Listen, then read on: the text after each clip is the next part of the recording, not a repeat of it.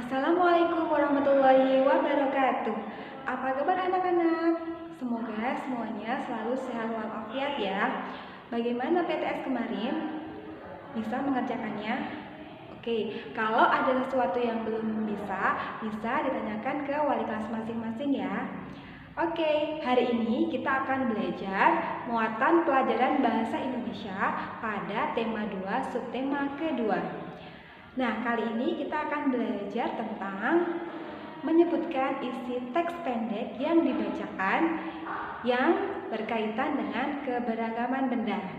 Nah, sekarang mari kita buka LKS ya. LKS tema 2 halaman 28 dan 29. Sudah siap? Sudah diambil LKS-nya? Oke, mari kita belajar bersama-sama. Memetik rambutan bersama teman.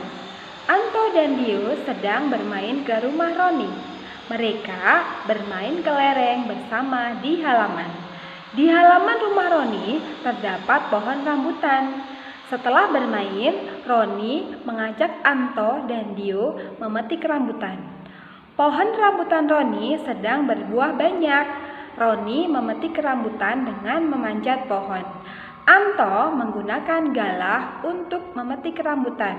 Dio memetik rambutan yang ada di dahan pendek. Semua rambutan dikumpulkan dan dimakan bersama-sama.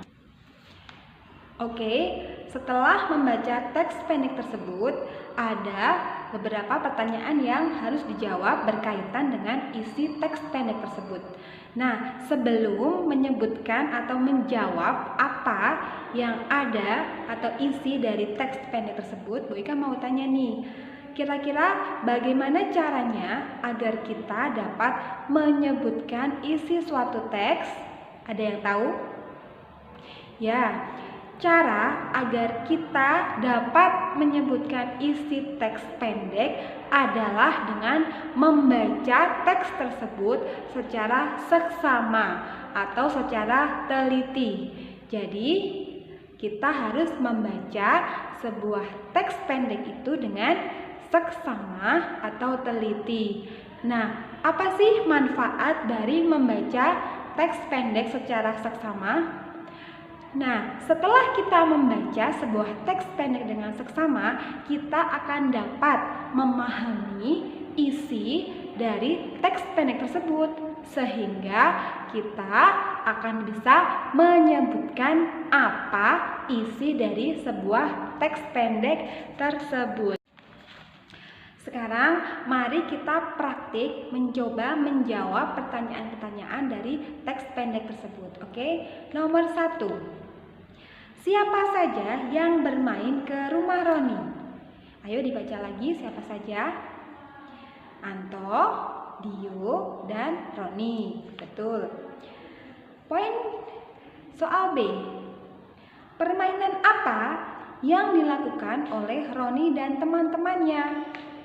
Nah, pada baris kedua kita bisa menjawab atau menemukan jawabannya. Mereka bermain kelereng bersama di halaman. Jadi jawabannya adalah permainan kelereng. Kemudian soal C. Apa yang dilakukan Roni dan teman-temannya setelah bermain? Coba disimak lagi teks pendeknya. Nah,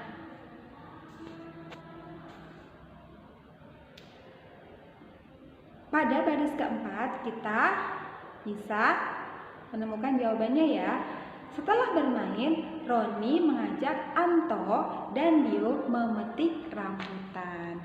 Jadi jawabannya adalah memetik rambutan. Kemudian soal D. Bagaimana cara Anto memetik rambutan? Anto. Nah, kita bisa lihat di baris ke 1, 2, 3, 4, 5, 6, 7. Di baris ke-7 ya, Anto menggunakan galah untuk memetik rambutan. Itu jawabannya. Selanjutnya, bagaimana cara Roni memetik rambutan? Roni. Nah, ada di baris ke-6. Roni memetik rambutan dengan memanjat pohon. Oke, lanjut. Yang F. Bagaimana cara Dio memetik rambutan? Dio berarti ada di baris ke-8.